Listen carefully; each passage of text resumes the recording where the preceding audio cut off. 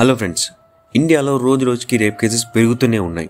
ఎక్కడ కూడా ఆడవాళ్ళకి ప్రొటెక్షన్ లేదు. అసలుకి రేప్ చేసిన వాడికి తగిన శిక్ష పడినా కూడా వాడు దర్జాగానే ఉంటున్నాడు. ఎక్కడైనా చిన్న పిల్లలతో సహా బలి అవుతున్నారు. ఈ రోజు మనం మాట్లాడే టాపిక్ కూడా ఒక చిన్న పాపదే. 10 years ఓల్డ్ పాప ఒక కామాంధడి కోరికలకి 7 years 7 ఏళ్ల పాటు వాడి చేతిలో బలి అయింది. వాడు చేసిన పని వల్ల ఆ అమ్మాయి వచ్చి వాడి దగ్గర ఉండేలా అయ్యింది. అసలు ఏం జరిగింది కొంచెం డీటెయిల్గా మనం ఈ వీడియోలో మాట్లాడుకుందాం. Welcome to my channel friends. నా పేరు నాని. ప్రతి ఆడపిల్ల ఉన్న తల్లిదండ్రులు వినాల్సిన విషయం ఇది. ఇలాంటివి ఏ ఆడపిల్లకి జరగకుండా కాపాడుకోవాలి. పక్కింటోళ్ళని, అసలు ఇంట్లో వాళ్ళని కూడా నమ్మలేము. అలా అయింది ఈ సమాజం. 2015 మహారాష్ట్రలోని ముంబైలో ఒక 4th క్లాస్ చదువుతున్న పాప స్కూల్కి వెళ్ళి ఇంటికి వచ్చింది. ఇంట్లో మమ్మీ లేదు, నాన్న దుబాయ్లో ఉంటారు. మమ్మీ పని నుండి ఇంటికి రాకపోవడంతో ఇంటి బయట వేరే పిల్లలతో ఆడుకుంటుంది. అది గమనించిన ఒక 37 years ఓల్డ్ పక్కింటి అంకుల్ ఆ పాపని ఇంటికి పిలిచాడు. తనని ఒళ్ళో కూర్చోబెట్టుకుని మాట్లాడుతూ వేయరాని ప్లేస్ లో చేయి వేసి వాడి కామ బుద్ధిని చూపించాడు. చిన్న పాప అవడం వల్ల అక్కడ ఏం జరుగుతుందో తెలుసుకోలేకపోయింది. కాసేపటికి వాళ్ళ అమ్మ వచ్చేసరికి పాపని తన ఇంటికి పంపేసిండు. పంపే ముందు ఆ పాపకి చెప్పి పంపిండు అన్నట్టు, ఇలా మా ఇంటికి వచ్చావని చెప్పకు మీ అమ్మకి అని చెప్పి పంపించాడు. నెక్స్ట్ డే కూడా ఆ పాపని ఇంటికి పిలిచాడు. కానీ ఈసారి ఇంటికి పిలిచి తనకి స్నాక్స్ తినిపించి జ్యూస్ తాగిపించాడు. తను స్నాక్స్ తిన్నాక పాప పక్కన వచ్చి కూర్చున్నాడు. పాప అవి తిని జ్యూస్ తాగాక పాప బాడీలో ఒక విచిత్రమైన మార్పు తనను తాను గమనించుకుంది. లైక్ ఏదో ఒక రకమైన ఫీల్ అయింది అన్నట్టు. బాడీ షివర్ అవడం కానీ కొంచెం డిఫరెంట్గా ఫీల్ అయింది అన్నట్టు. ఎందుకంటే పాప తాగిన జ్యూస్లో వీడు సెక్షువల్గా కొంచెం కోరికలు కలిగేలా ఒక పిల్స్ వేశాడు అన్నట్టు. పాప తట్టుకోలేకపోయేది. అదే చనువుగా తీసుకొని అతి క్రూరంగా చిన్న పాపని చూడకుండా అనుభవించాడు. అలా రోజు డ్రగ్స్ ఇచ్చి పాపని అనుభవించేవాడు. అలా 3 years గడిచింది. తనకి అప్పుడు 13 yearsకి ఆ పాప చాలా పెద్దదానిలా కనిపించేది. ఎందుకంటే వాడు ఇచ్చిన పిల్స్ ప్రభావం వల్ల తన బాడీలో చాలా చేంజెస్ వచ్చాయి. అండ్ ఈ ఏజ్లో తనకి ఏం జరుగుతుందో కొంచెం అర్థమైంది. సో ఈ విషయాన్ని తన తల్లికి చెప్పింది. కానీ ఆ తల్లి పట్టించుకోలే.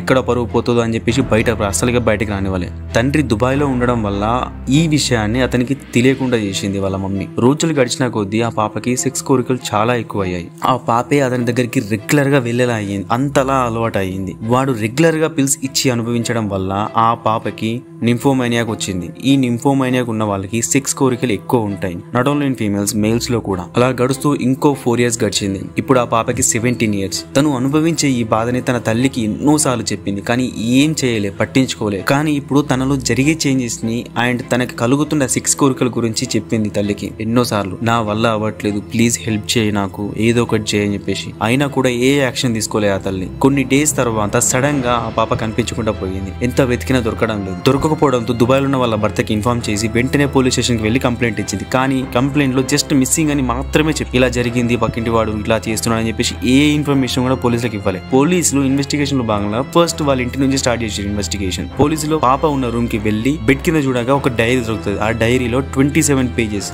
pages మాత్రమే రాసి ఉంటుంది. ఆ డైరీలో ఉన్న 27 pages చదివాక పోలీసులు చాలా బాధపడ్డారు అండ్ షాక్ అయ్యారు చాలా. ఎందుకంటే తనకు జరిగిన అన్యాయం, తన 4th standard, తనకి 10 సంవత్సరాల నుంచి 17 సంవత్సరాలు వచ్చేదాకా ఎంత నరక అతను అనుభవించిందో డీటెయిల్ గా, వాడు ఏం చేసిండో డీటెయిల్ గా రాసింది ఆ డైరీలో. తాను ఫిజికల్ గా, మెంటల్ గా, సైకలాజికల్ గా ఎంత నరకం చూసిందో క్లియర్ గా రాసింది ఆ డైరీలో. ఇక పోలీసులు వాడిని పిలిచి ఎంక్వైరీ చేశారు వాళ్ళ స్టైల్లో. సో వెంటనే అన్ని ఒప్పుకున్నాడు. కానీ ఇప్పుడు తను మిస్సింగ్ మాత్రం నాకు సంబంధం లేదు, ఎందుకంటే నాకు తెలియదు, నేను ఆమెను ఎక్కడికి తీసుకెళ్ళాలని చెప్పేసి చెప్పాడు పోలీసులకి. తన గురించి వెతకడం స్టార్ట్ చేశారు. ఎక్కువ రోజులు ఏం పట్టలే పోలీసులకి. తన ఫోన్ ని ట్రాక్ చేయడం వల్ల వెంటనే దొరికిపోయింది 2 days లోనే. తనని తీసుకొచ్చి అడిగాను అన్నట్టు, ఎక్కడికి వెళ్ళావమ్మా, ఎవరన్నా నేను కిడ్నాప్ చేశారా అని. దానికి సమాధానంగా ఇలా చెప్పింది, నేను రోజు సెక్స్ లేకుండా ఉండలేకపోతున్నా, వాడు నన్ను ఇలా మార్చేశాడు. కానీ వాడు వయసు అయిపోవడం వల్ల నా కోరికలను తీర్చలేకపోయాడు, వాడు సపోర్ట్ చేయట్లే నాకు. సో నా వల్ల కాక నాకు ఒకరితో పరిచయం అయింది మా ఏరియాలోనే, అతనితోనే వెళ్ళిపోయాను, అతనితోనే సహజీవనం గడుపుతున్నాను అని చెప్పి చెప్పింది.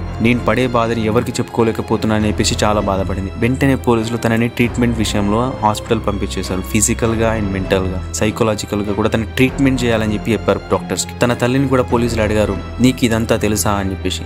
ఆ తల్లి కూడా ఒప్పుకుంది, తెలుసు నాకు, కానీ బయటకు తెలిస్తే నా పరువు పోతుంది, మా కుటుంబం పరువు పోతుంది, అండ్ వాడు మంచోడు కాదు, మమ్మల్ని ఏమన్నా చేస్తాడన్న భయంతో నేను ఎవరికి చెప్పలే అని చెప్పింది. సో ఈ విషయం తెలిసాక పోలీసులు చాలా మందలించారు ఆమెని. పోలీసులు వాడిని అండ్ వాడి వైఫ్ ని కూడా అరెస్ట్ చేశారు. ఎందుకంటే వాడి వైఫ్ కూడా తెలుసు ఆ పాపని రెగ్యులర్ గా రేప్ చేస్తున్నాడని చెప్పి. అయినా కూడా ఆమె ఏమనలేదు. 2021లో 3 years గడిచాక పోలీస్ స్టేషన్లో 2024లో బెయిల్కి అప్లై చేశారు ఇద్దరు భార్యాభర్తలు. కానీ వైఫ్కి మాత్రమే బెయిల్ మంజూరైంది, వాడికి మాత్రం అవ్వలే. 27 pages డైరీని చదివిన జడ్జి గారు బెయిల్ రిజెక్ట్ చేశారు వాడిది. ఎందుకంటే ఇలాంటి వాడు బయట తిరిగితే చాలా డేంజర్ అని. కానీ అతని వైఫ్కి బెయిల్ ఇచ్చారు. పోలీసులు వాడిని అండ్ వాడి వైఫ్ని ఇద్దరిని అరెస్ట్ చేశారు 2021లో. వాడి వైఫ్ని ఎందుకంటే వాడి వైఫ్ కూడా తెలుసు ఆమెని ఇలా చేశాడని చెప్పేసి. ఆ పాపకి రెగ్యులర్గా డ్రగ్స్ ఇచ్చి రేప్ చేశాడన్న విషయం తెలిసాక కూడా ఆమె ఏం చేయలేదు. అదే రీజన్ గా వాడిని అండ్ వాడి వైఫ్ ని ఇద్దరిని అరెస్ట్ చేశారు. అలా 3 years గడిచింది జైల్లోని. 2024లో వాళ్ళు ఇద్దరు బెయిల్కి అప్లై చేశారు. కానీ జడ్జి గారు 27 pages ఉన్న డైరీని చదివాక ఆ బెయిల్ రిజెక్ట్ చేశారు అండ్ వాళ్ళ వైఫ్కి మాత్రమే బెయిల్ ఇచ్చారు. ఈ పాపకి ఇంకా ట్రీట్మెంట్ జరుగుతుంది. మనం బ్రతుకుతున్న కాలం మంచిది కాదు. Good touch and bad touch లాంటివి నేర్పాలి పిల్లలకి. సమాజంలో ఎలా బ్రతకాలో నేర్పాలి. అలా అని ఇంట్లోనే కట్టేయద్దు ప్లీజ్. బయట ప్రపంచంలో ధైర్యంగా బ్రతికేలా చేయాలి. ఇలాంటి వాళ్ళు ప్రతి ఊర్లో ప్రతి ఏరియాలో ఉంటారు. So parents please take care of your children. That's all for this video friends. Thanks for watching and please don't forget to like, share and subscribe to my channel.